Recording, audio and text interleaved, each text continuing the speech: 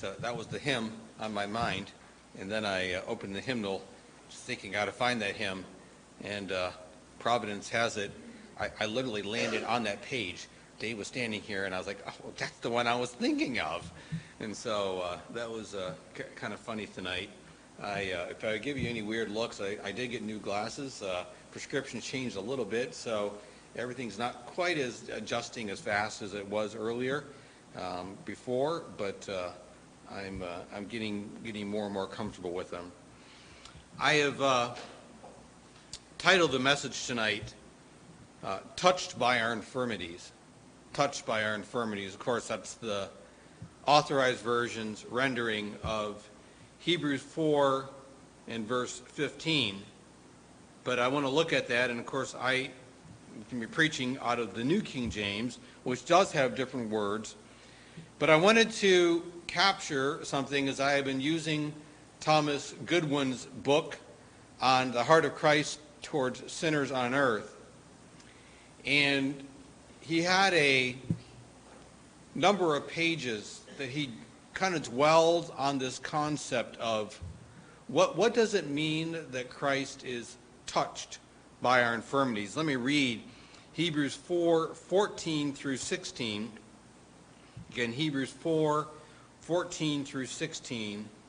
Seeing then that we have a great high priest who has passed through the heavens, Jesus, the Son of God, let us hold fast our confession. For we do not have a high priest who cannot sympathize with our weaknesses, but was in all points tempted as we are, yet without sin. Let us therefore come boldly to the throne of grace, that we may obtain mercy and find grace to help in time of need. There is no question that this particular text can lend itself to theological disagreement. We have those who would hold to peccability versus impeccability, and other elements along that line. Now, number one, no Orthodox believer will deny that Jesus Christ was sinless, no matter where they stand on that topic of peccable versus impeccable, or somewhere within the middle. Secondly, Pastor Bashar actually preached on this topic recently, and I agreed with his points, and I have no reason to rehash that very topic itself. Let it be said, number one, Jesus Christ did not sin. Number two, Jesus Christ, it says in the scriptures, is touched by our infirmities, and we want to understand what that means further. F.F. Bruce, who generally has good things to say, made this statement. Jesus, he said, yesterday, Jesus offered up entreaties and supplications with loud cries and tears to the one who was able to save him from death, referring back to Hebrews 5:7. Today, he represents his people in the presence of God, a high priest who has and this is a word, this set of words, I found this in two commentators. They use the same set of words. A fellow feeling with them in their weaknesses. A fellow feeling with them in their weaknesses. He goes on, because he endured trial in all respects like themselves, while remaining free from sin, for he ever lives, the same Jesus, to intercede for them. Spurgeon on this passage. He does not forget us now that he has passed through the lower heavens into the heaven of heavens, where he reigns supreme in his Father's glory. He is still touched with a feeling of our infirmities. Though he has left behind him all pain and suffering and infirmity, he retains to the full the fellow feeling that his life of humiliation has developed in him. He goes on, Jesus has triumphed. He has entered into the glory on our behalf. The victory on our account rests with him.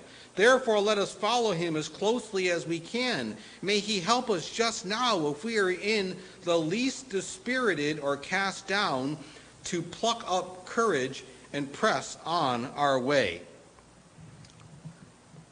If we are to have a person that we know understands something that we understand, perhaps, for example, Do I understand what it's like to be a widower? Yes. I lost my first wife when I was 28 years old. So I understand what it's like to lose a spouse. However, is there a element where time has somewhat worn away some of those feelings that I had at that time, some of the anguish that I felt at that time? Absolutely. The Lord changed my status overall in life. He did not leave me alone. He gave me a wife, gave us a son, and other things. And so, do I feel that same element as the person who lost a spouse in the last several weeks? They feel it far differently. And I think that is an element where we can then begin to wonder. Our mind can kind of play on us this concept. Well, yes, Jesus could understand your infirmity when he was here on earth, but now ascended on high. How can he still understand all that you go through? How can he really understand the challenges that you have as a person still with no, he did not have the capacity to sin, I do not believe. But here we have this capacity to sin. We have sin all around us. It is ever present all around us, day after day after day. And how can he understand that? He, after all, has passed into the heavens. And I think that the author of Hebrews is trying to cause us to think about this concept. And he does so with use of language that is very, very unique. And because of that, it becomes emphatic. It becomes extremely emphatic. You see, we can doubt that he could ever really understand our infirmities because we would want to say, well, look, after all, he was God. And so we want to deify his humanity sometimes, where we say he can't really understand totally what I am going through. And yet, the author of Hebrews says he is touched by our infirmities. We can think that perhaps maybe, again, once he felt our infirmities, but now ascended in heaven, he can no longer feel those same infirmities. How then shall we understand our great high priest who has ascended to the throne of heaven, but his heart is still linked with his people? I had a statement by Goodwin. Oh, this is the statement. All right. And here is the words by Thomas Goodwin. He is not only capable of sympathy, but he truly is sympathetic towards our infirmities. So let's catch those two concepts. Number one, capable. He is not only capable of sympathy, but he truly is sympathetic towards our infirmities. Verse 15, for we do not have a high priest who cannot sympathize with our weaknesses. So when we first start off here, what are the things that jump off the page? We do not, who cannot. What is that called? A double negative. So therefore, this means something else. It means that what he is literally saying is, for we do. And that do must have an emphatic understanding. We do have a high priest who can sympathize with our weaknesses. Why? Because he was in all points tempted as we are, yet without sin.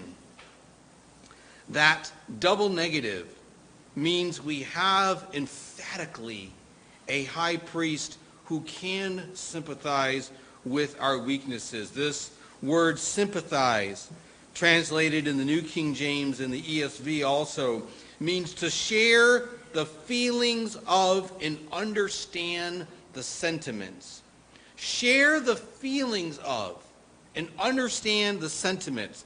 The word for weakness, rendered infirmities in the authorized, means to speak to our limitation, our lack of physical qualifications. I was always a small kid. I was always a small adult. And there was a reality of some of that where there were things that weren't as easy for me. Things that required greater strength. I was not built for construction. I don't know if you ever did construction. I did it one time for about, maybe it was like 3 to 5 months. It seemed like years. But I remember holding these 5-gallon buckets of cement. They would only fill them about 2/3 full, and you had to walk out onto a hollow block wall carrying 2 of them, one in each hand. And you carried them out there, and you gave them to this guy, and then this guy would take them, and he'd be shoving it, basically down the hollow block to reinforce rebar. And I remember, I think we hauled buckets of cement onto a hollow block wall. It felt like the whole day. It was probably no more than 4 or 6 hours. But I got done. My back was in torture. I thought, I will never stand upright again. And I remember at the end of that day, I said, Lord, I do not want to presume upon your will, but let me never have to lift anything heavier than a coffee cup. And I was convinced that my physical, now there were other guys, man, they grabbed those buckets of cement, no big deal, carried them out there, they could have done it all day long. They had still pepper in their step after 3 hours of hauling this stuff. Yeah, I was half dying. But I recognized my physical limitations. I did not have the ability to do that. It was not something that I had within me. And there are times we may look at this whole aspect of sin and holiness and sanctification, and we may wonder, do I have even the capacity to walk with the Lord as I ought to? Do I have the capacity that I might grow year by year by year in holiness and in sanctification? And do I have anyone that really understands that feeling? And what I would tell you is that while he had no limitation by sin, while he had no inclination, I believe, toward sin, nonetheless, he can sympathize with our weaknesses. He can sympathize with our limitation. You see, he feels our limitation, and he is gracious, and he is compassionate towards us. You know, do you hate sin? He hates it too. Goodwin says, this effect of compassion, or his being touched with the feeling of our infirmities, is not wholly to be understood in a metaphorical or in a similitude sense. And he goes on to give passages that would speak of metaphors. He says this later on. Remember this. Jesus took upon, or maybe this was me. This is Mike Woody. This is not Goodwin. I cannot discredit him with this. Remember this. Jesus took upon human flesh for reasons beyond his dying and conquering death. He also took on human flesh that he might be a compassionate high priest towards us. You see, he knows what we are going through, and yet he says, be of good cheer. I have overcome the world. And he encourages his disciples in that way. Hebrews 2, 14 and 15. Inasmuch then as the children have partaken of flesh and blood, he himself likewise shared in the same, that through death he might destroy him who had the power of death, that is, the devil, and release those who through fear of death were all their lifetime subject to bondage. Then down to verse 17. Therefore, in all things he had to be made like his brethren, that he might be a merciful and faithful high priest in things pertaining to God, to make propitiation for the sins of the people. Goodwin goes on. Part of the intendment of those words is to show and give the reason not only why he took our nature under frail flesh, though the apostle mentions in verse 14, but why a human nature for the substance of it, and not the nature of angels. Because in his affections of mercy, he would forever come near to us and have such affections and of the same kind with ours. You see, Jesus sympathizing with our weaknesses, it's not metaphorical. It's literal. He truly does feel for us. Goodwin goes on, but now that God so ordered it, that before Christ should clothe his human nature with that glory he had in heaven, and put this glory upon it, he should take it as clothed with all our infirmities, even the very same that doth clave to us, and should live in this world as we do for many years. And during that time God prepared him for all sorts of afflictions and miseries to run through, which we ourselves do here meet with all. And all that time he was acquainted with, inured unto, all the like sorrows that we are. God left him to that infirmity and tenderness of spirit, to take all distresses as deeply as any of us, without sin, and to exercise the very same affections under all those distresses that we at any time do find stirring in our hearts. For these reasons, I close with these comments. Number one, we have a high priest who really and truly understands us. And what does it say in verse 16 of Hebrews 5? Because we have a high priest who is touched with our infirmities, because of that, what? Let us boldly come, therefore, unto the throne of grace. You see, the fact that our Savior was truly touched by our infirmities, it is a bold motive to prayer. It is a bold implore to us. Go to him. He understands.